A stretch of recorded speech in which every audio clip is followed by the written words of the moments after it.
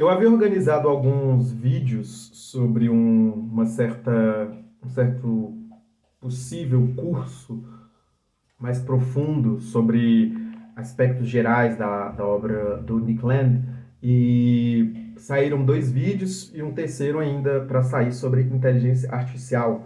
Eu gostaria que esse vídeo de hoje fosse esse, porém com o lançamento de um filme e depois também com uma guinada de leitura que eu tive recentemente, uma autora que eu sempre tive interesse em ler e aí eu não estava tendo tempo, mas finalmente eu consegui conhecer um pouco mais, me fizeram tomar a decisão de gravar esse vídeo hoje especificamente sobre esse tema e que, como todos já devem ver pelo título, é uma leve apresentação bastante resumida de alguns aspectos gerais da obra, né, especificamente de um livro de uma autora que fez parte também desse meio, desse encontro, dessa convergência de CCRU, de aceleracionismo, de autores que são importantes.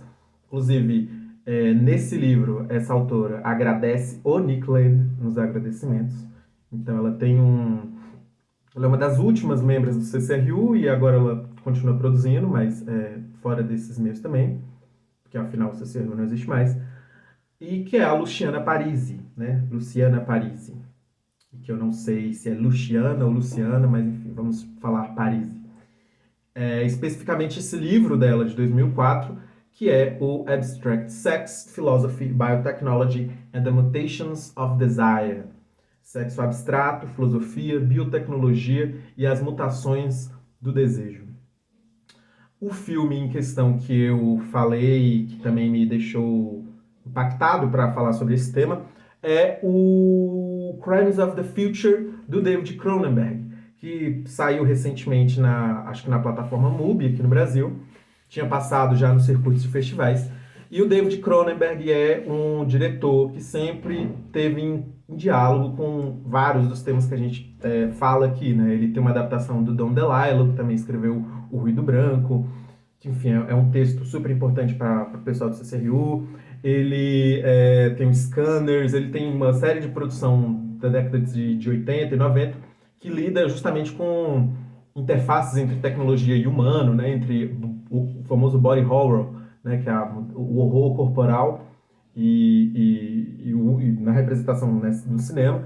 E esse Crimes of the Future mostra um futuro que a gente não sabe se está longe ou, muito, ou perto, onde as pessoas começam a desenvolver mutações, né, produzir novos órgãos, desenvolver novas habilidades físicas. E aí o filme investiga o cenário artístico disso, né? Os protagonistas, eles meio que começam a fazer performances de cirurgias desse momento. E também tem umas máquinas que se modificam. E o que esse filme, pelo menos assim, no sentido de discussão pós-humanista e no sentido de mudanças que andam acontecendo, esse filme ele expõe o não estágio de humano qual a gente está. O quão essas distinções entre natureza e artificial elas já estão um tanto obliteradas por conta desse avanço tecnocientífico, né? Me lembra os diagnósticos do Bruno Latour sobre esses contatos, essas redes que tanto o universo tecnocientífico quanto o universo biológico começam a ter mais profundamente. E ele vai, óbvio, num sentido muito mais extremo, mas não tão distante, principalmente em manifestar como essa teia entre biologia, corpo e artificialidade e máquinas começa a se constituir. Um dos esforços do Land, e aí eu já estou partindo para a apresentação, é compreender esse sentido virulento que o capital tem diante dos avanços da tecnologia e da informação. Existe um entendimento implícito, explícito também, acho que nem implícito não, existe uma consciência explícita na obra dele, mas que eu acho que aparece mais no Deleuze-Guattari, no Antiédipo, que é de que o capital ele oblitera formações sociais anteriores, ele desterritorializa, né? Ele exonera várias formações territoriais que a máquina despótica tinha feito, né? Que outras máquinas já tinham constituído, e ele transgride, né? Ele revoluciona, né? Ele literalmente desterritorializa. Nesse processo, e o Land deixa muito claro no começo do Feng Número, né, quando são os textos mais iniciais dele, por exemplo, Kant Capital and the Prohibition of Incest, nessas formações sociais que o Capital ele vai obliterar, o patriarcado é uma delas. O patriarcado e a patrilinearidade, né? Essas formações sociais onde o corpo, o sujeito masculino, heterossexual, né? Enfim, a forma de organização social nesse sentido era predominante. Então o capitalismo ele vai obliterar essas formações prévias, ao mesmo tempo que ele enclausura o desejo dentro da formação edipiana. Então ele tem esse movimento de desterritorializar, mas ele também ainda mantém o potencial explosivo, desejante, que existe, né, nos corpos dentro dessa célula do Édipo. Né? A morte do capital é menos uma profecia do que uma peça de máquina. E nesse sentido ele entende que o capitalismo ele não vai se autodestruir como essas apostas aceleracionistas mais anticapitalistas sugerem, né? O capitalismo ele não pode se autodestruir porque ele é idêntico a esse processo de autodestruição e reinvenção. No piada, na introdução sobre o aceleracionismo, ele fala que o capitalismo ele é a destruição criativa. Então, nesse entendimento de que o capitalismo ele funciona por meio dessa constante revolução, dessa constante desterritorialização progressiva, um dos mecanismos, e que eu já falei em outros vídeos aqui, que tenta territorializar o capital novamente, é o sistema de segurança humano, essa desculpa do humanismo que existe. O materialismo do Land, né, e esse iminente libertarianismo que está dentro, intrínseco nessa obra dele, tem um certo quê de um libertarianismo cósmico, como Mark Fisher falava, um libertarianismo da matéria, né? Onde a matéria está todo instante desejando implodir. O Land ele se alinha naquelas noções da segunda lei da termodinâmica, de que a entropia, a desordem, a dispersão, ela tende a aumentar em um sistema fechado. Então as coisas tendem a desmoronar, as coisas materiais tendem a entrar em colapso. As coisas materiais elas estão criticando a si mesmas, sendo o capital a manifestação sistemática, né, a manifestação sistêmica desse fenômeno. O Land, normalmente a gente pensa a crítica como análise de ideias, né? O Land ele traz uma crítica, mas de forma anti-idealizada, então ele incorpora aos processos materiais. Pode-se dizer que as coisas materiais elas estão criticando a si mesmas, né? Isso é muito interessante. Libertar-se da ordem, do controle, é justamente desmoronar e é seguir o curso dessa entropia, é seguir o curso desimpedido das coisas materiais. O Land esclarece muito fácil assim, de que a modernidade, a forma que a modernidade se constitui em conjunto com o sistema de segurança humano e essa prisão da matéria converge numa economia de raça, classe e gênero. Então, entendendo toda a dinâmica revolucionária do capital e entendendo também todo o processo de implosão material, de entropia que a matéria tem no trabalho dele, no Kant Capital and the Prohibition of Incest, para mim toda essa noção se mistura com esse entendimento que a modernidade ela é o regime que marca justamente com muito mais força essas divisões de raça, gênero e classe. Então, para a organização material do corpo, do sujeito, essas três leituras, né, essas três lentes, elas se mostram muito fortes. É com base em todo esse repertório, principalmente materialista do Land, e em toda essa história do avanço do capitalismo, que a París chega trazendo o sexo em um cenário de desregulação decisiva por conta dos avanços informacionais. Então a gente, e quando ela usa sexo, não é somente a consumação, o ato, mas justamente a identificação dos corpos, essas noções de genitália, de identidade e tal. Então, a partir do avanço informacional e a partir da tecnologia em processo de autossofisticação constante, que é o que a gente vive desde meados da década de 80, né? Avanço material, avanço tecnológico, enfim, inovações e tal, o triunfo do sexo artificial, que é a possibilidade da sexualidade ser invertida numa dimensão artificial, né? Não só numa dimensão, digo, de realidade, mas numa dimensão física também. E o cybersexo, né? Autônomo, ou seja, a capacidade, a inventividade de não necessariamente depender de outros corpos para a atividade sexual, todo esse avanço tecnológico e todas essas novas formas de identidade, de sexo, que começam a surgir, indiretamente produz dois efeitos principais na nossa discussão, né? A forma que a identidade sexual, como a própria reprodução humana, são modificados pelos avanços tecnológicos, geraria esses dois resultados. Um, sendo o triunfo de uma economia do prazer, que para ela é o grande paraíso do patriarcado, né? A gente está falando de uma possibilidade, né? De que os homens não dependeriam mais das mulheres.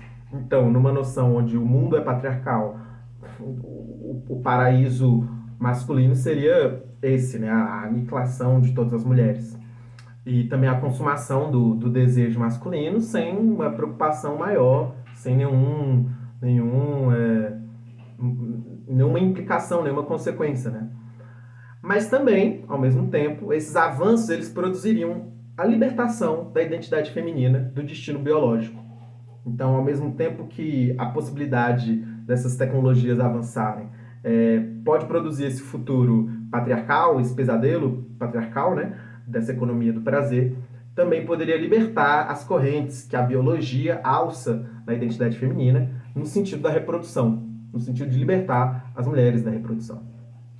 O sexo abstrato, que é essa noção que ela sugere, né, e que carrega o título do livro, é então o resultado tanto de mutações entre humanos, máquinas e outras espécies, como também é o resultado de uma fase do capitalismo ser totalmente biodigital, dele quebrar as diferenças entre natureza e cultura e natureza e artificialidade.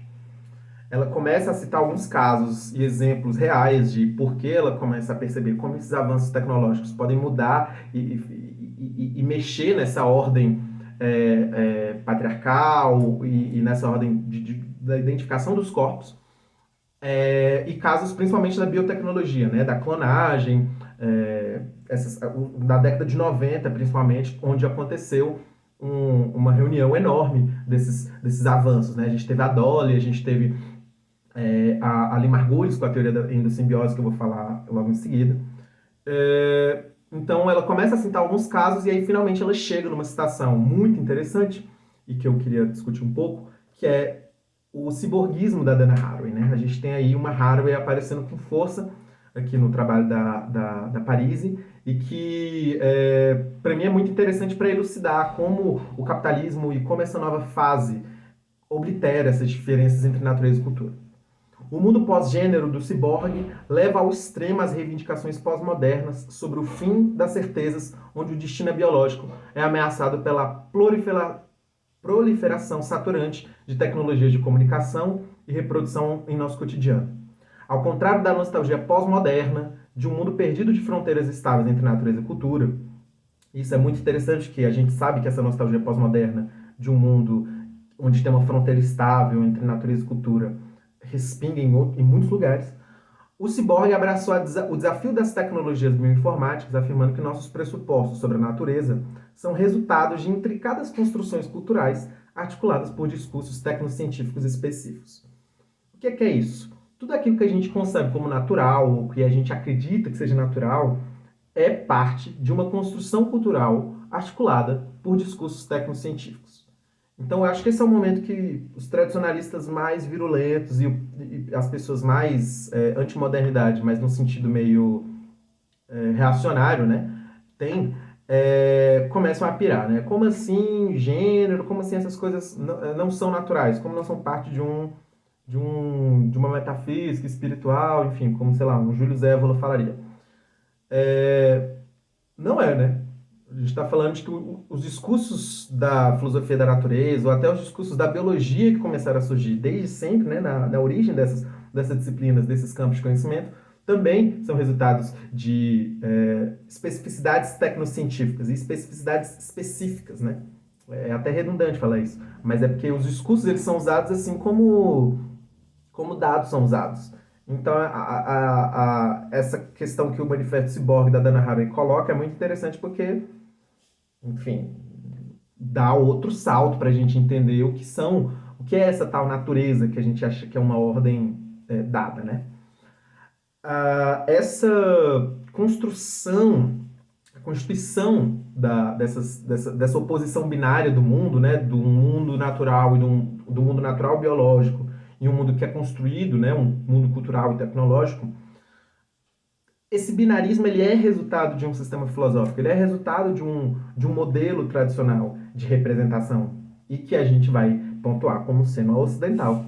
Então, inclusive, deveria ser uma crítica dos setores mais tradicionais e os setores mais antimodernidade, essa percepção de que, olha, até o gênero, até essas outras formas da gente discutir a atualidade também são resultados de um modo específico de representação. Não é só a decadência ocidental que está dando errado, tá? Mas até o entendimento de que certas coisas são naturais e não são resultado desse modelo de representação. O modelo de representação não envolve o reflexo exato da realidade ou da verdade, mas é mais crucialmente usado para se referir a um sistema de organização de signos, onde estruturas de significado organizam signos gestuais, perceptivos, cognitivos, culturais e tecnológicos, através dessa hierarquia do significante. A gente pode falar aí de um Derrida, por exemplo, que fala de um logocentrismo, que é uma hegemonia do logos, né? Que o Ocidente cria com o tempo, que o Ocidente acaba determinando a partir do mundo antigo. E a gente também pode colocar um Land aí numa crítica ao correlacionismo, especificamente dessa coisa da verdade, né? Especificamente nesse entendimento de que essas formas de representação e esses discursos do que é real, do que é a verdade, né? Da própria forma que a gente vê o mundo, são resultado de um modelo filosófico específico. E o que a Parisi coloca, e que eu acho interessantíssimo, é de que o modelo de representação que a gente tem reduz as diferenças biológicas, físicas, sociais, econômicas e técnicas a uma ordem universal de significação. E essa significação linguística, ela é constituída por esse binarismo, por essa oposição binária, onde o termo nega a existência do outro, né? A gente pode usar isso para dimensionar, por exemplo, do dualismo, da divisão mente-corpo para Descartes, e que a gente vê que em outras sociedades, em outras culturas, não tem essa filosofia tão evidente, né, de que existe uma distinção real entre mente e corpo. A oposição binária entre corporificação e descorporificação também está enredada numa lógica binária de representação que dissemina a dicotomia entre materialidade e imaterialidade, a separação de um corpo inerte e da mente inteligente.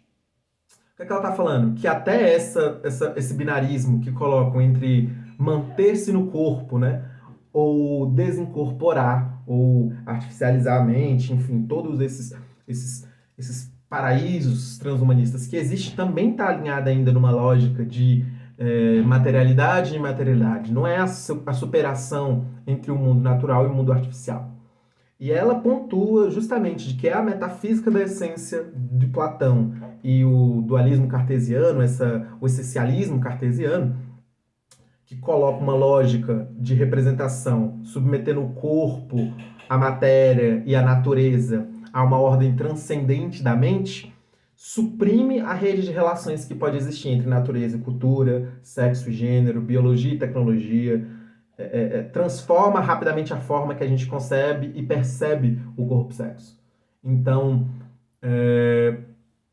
a partir dessa zona transcendental da mente, esses caras eles criam uma lógica de representacional que submete a matéria, que submete o corpo a essa ordem transcendental. E eu acho que nesse sentido o Land assim, bateria palmas enormes, porque é justamente isso que ele fala, né? A filosofia ocidental, as soluções hierárquicas top-down, tem esse aspecto de realmente querer esconder a matéria, né? Querer impedir, querer fechar, querer domesticar o potencial material libidinal que os corpos têm.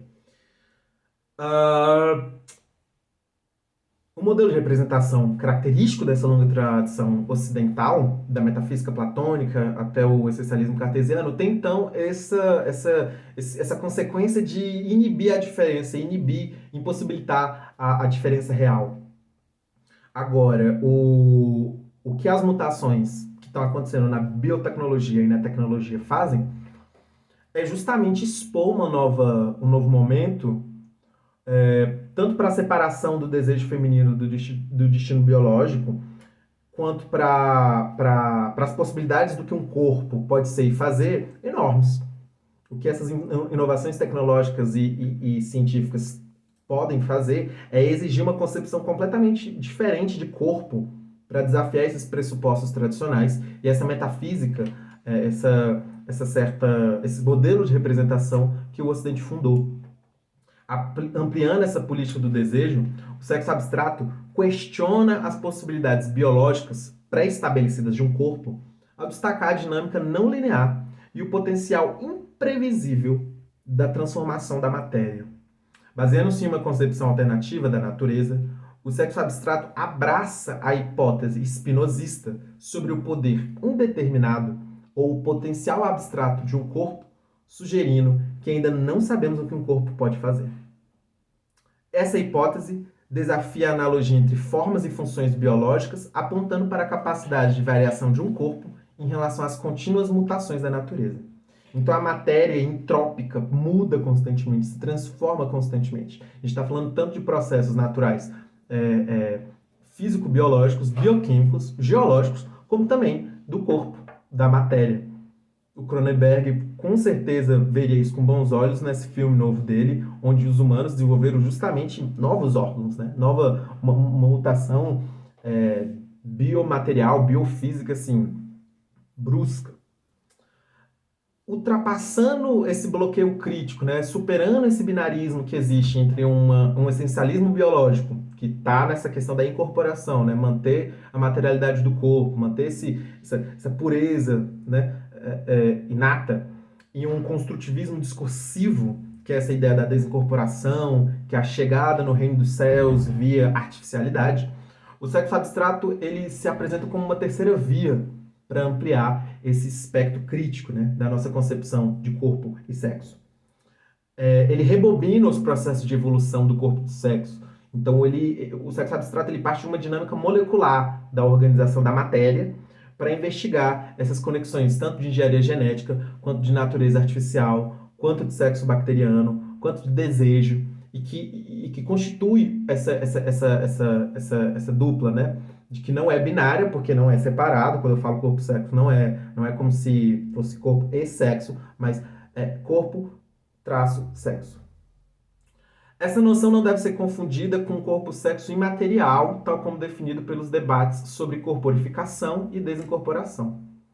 Então, aqui também não está se tratando dessa noção, às vezes, transhumanista, né, pós-humanista, de plugar a mente numa realidade virtual, ou de superar a nossa consciência, artificializar a mente humana e tudo, ou sexo virtual no sentido de VR, mas de que a noção de corpo-sexo virtual implica em um corpo, implica em entender que o corpo ele é mais do que uma matéria biológica orgânica, mais do que um sistema fechado autossuficiente por essas pré-determinações, essas possibilidades já definidas. O corpo-sexo ele expõe as camadas mais amplas que existem na organização de um corpo material, de uma matéria, que inclui relações a nível tanto micro das nossas células quanto dos sistemas culturais e econômicos, né? Eu acho muito interessante essa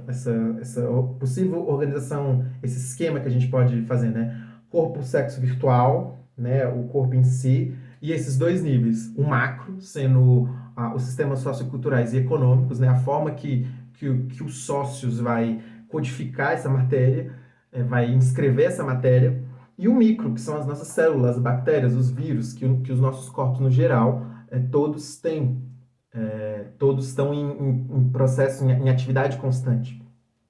A colisão dessas camadas, o choque dessas duas coisas, define um potencial indeterminado do corpo para se transformar em diferentes organizações de sexo e reprodução, produzindo uma série de microligações entre biologia e cultura, física e economia, desejo e tecnologia.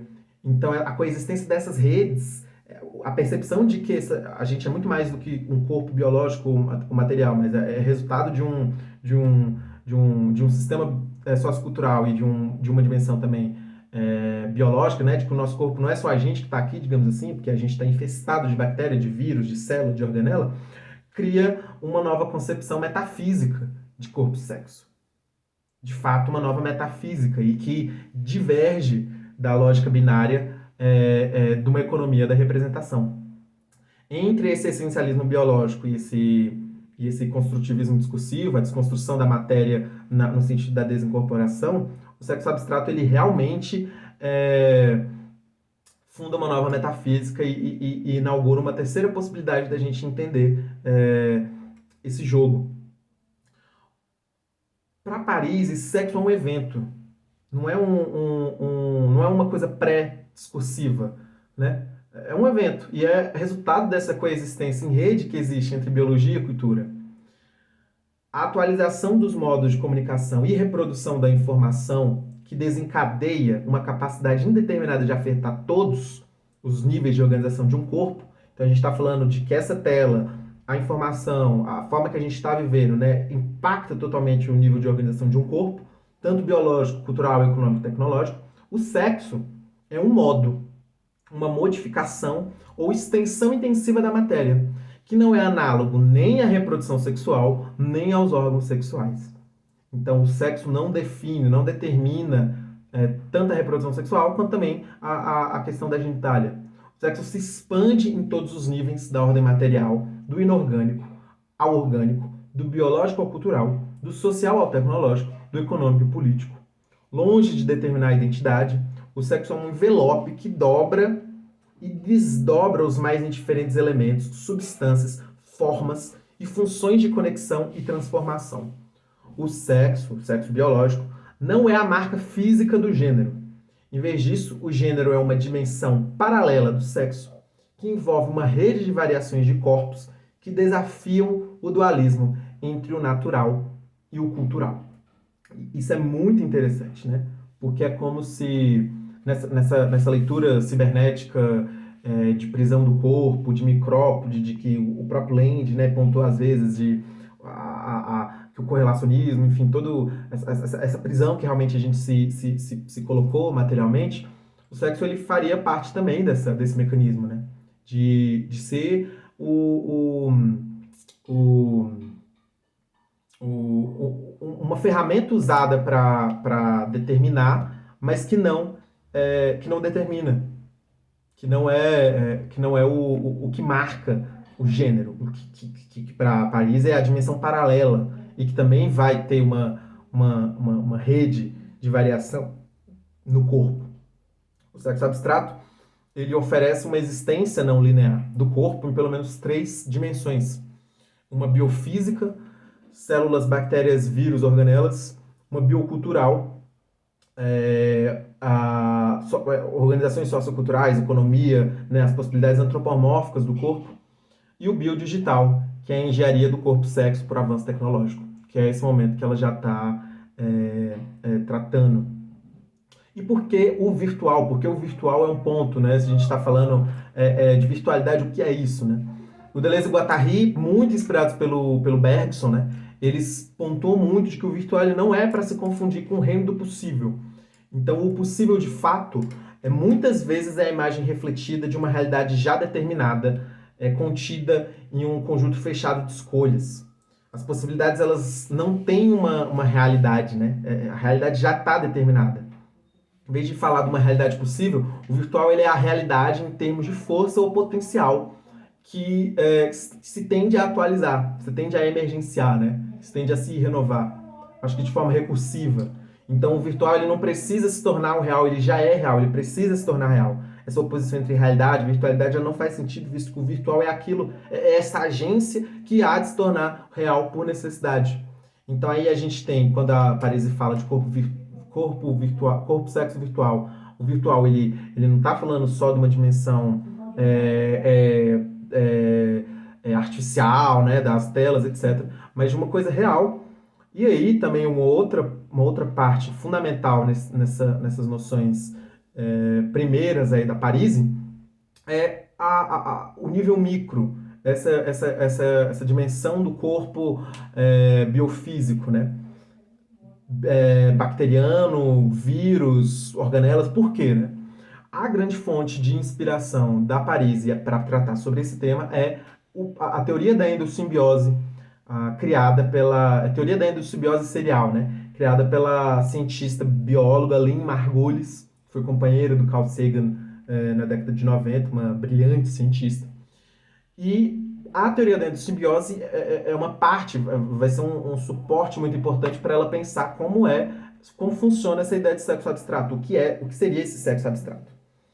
O sexo abstrato ele mapeia a organização de diferentes modos de reprodução e comunicação da informação. Então, o nosso corpo ele realmente tem diferentes níveis de organização, como ela falou, biofísico, biodigital,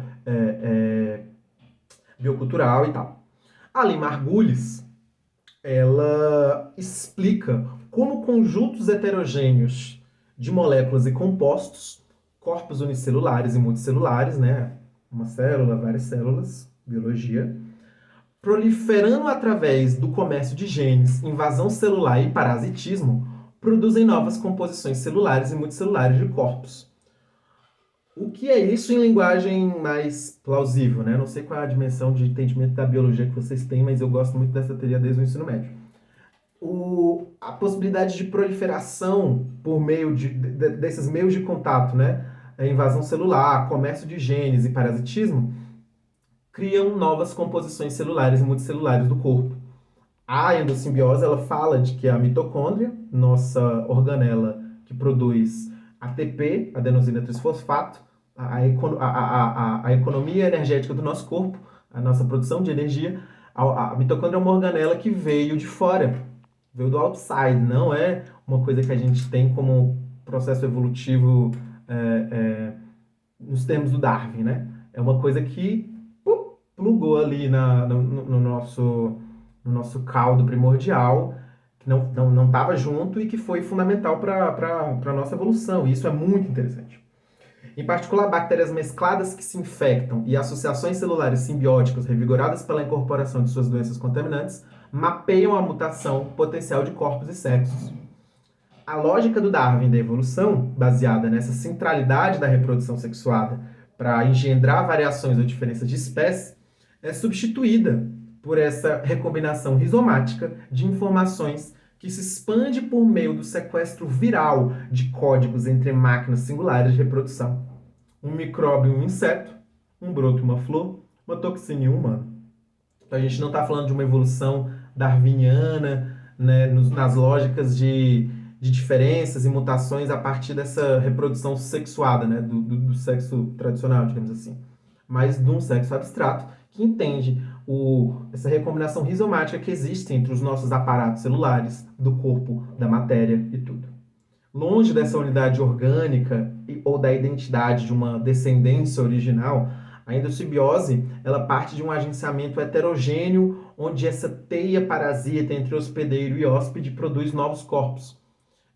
É longe de determinar um dualismo entre o nível micro e macro, mas um feedback mesmo que existe, por exemplo, tanto entre células bacterianas e nucleicas, como pela transferência de informação que desdobra essa variação contínua. Então, a endossimbiose ela é um dos fundamentos, assim, uma das principais coisas importantes, enfim, para o argumento do sexo abstrato da Paris, né? Para essa nova organização, possivelmente metafísica, que existe entre a interface entre virtualidade, corpo e matéria. Eu finalizo aqui sobre um trecho dela que para mim é muito interessante, muito contemporâneo também, e vou fazer um breve comentário sobre qual é o papel e qual é a relevância da Paris no aceleracionismo. Reivindicações sobre o retorno às encarnações materiais se opõem à emergência de um mundo pós-gênero do cybersexo, onde significados variáveis e discursos cambiantes nos permitem realizar nossa identidade de gênero além da anatomia biológica. Nesse quadro, o gênero não depende mais do sexo, a forma dos órgãos sexuais e a função da reprodução sexual. É o sexo que depende das construções de gênero. Os signos significantes que mudam constantemente a natureza do sexo, a ideia de que você pode perecer seu próprio gênero, mudando sua identidade sexual, chocou fortemente o argumento feminista de manter laços biológicos entre as mulheres para resistir. Ela está contextualizando um movimento, um processo recente, né, que vem acontecendo, né, de que existem setores do feminismo que apontam de que é o laço biológico que tem que manter essa unidade entre as mulheres, né, essa igualdade extrema entre elas, que é justamente a genitália, a capacidade reprodutiva e tal. E o que ela está falando aqui, não, de que o gênero ele, não, ele vai determinar como o sexo vai ser agora. O gênero ele não vai depender da forma de organização genitália que você está constituindo, né? E isso, para mim, casado com toda a discussão dela de avanço tecnológico, é muito relevante para o aceleracionismo. E eu acho que é nesse ponto que existe uma distinção muito forte entre aceleracionismo e qualquer posição ou percepção do mundo de forma conservadora, né? De forma a achar de que a gente precisa preservar ou manter, conservar certos dispositivos da modernidade que não fazem sentido em uma crítica virulenta, em uma crítica de fato, né? Então, transfeminismos ou até a forma que as discussões de identidade, né, surgem nesses circuitos aceleracionistas, né, toda essa zoeira que existe entre o Deleuze, as pessoas trans e tal, na verdade é bastante comum e é bastante bom que seja assim, porque tanto o Land quanto a Paris eles estão realmente nesse andamento da discussão. Se a gente está falando de uma aceleração real dos processos do capitalismo, da inovação tecnológica, da inovação técnica, a gente está falando de um futuro onde a readequação de gênero, as cirurgias de tirada ou colocada de órgãos, ou a mudança de gênero conforme o seu desejo e as suas vontades, é um futuro super possível e é um futuro positivo, visto que a gente está falando, e o aceleracionismo sempre tratou disso, da libertação da matéria e da libertação do desejo que a modernidade sempre tentou enclausurar. É isso, vou finalizar aqui e provavelmente o próximo vídeo será sobre a última parte do mini curso sobre o Nick Land.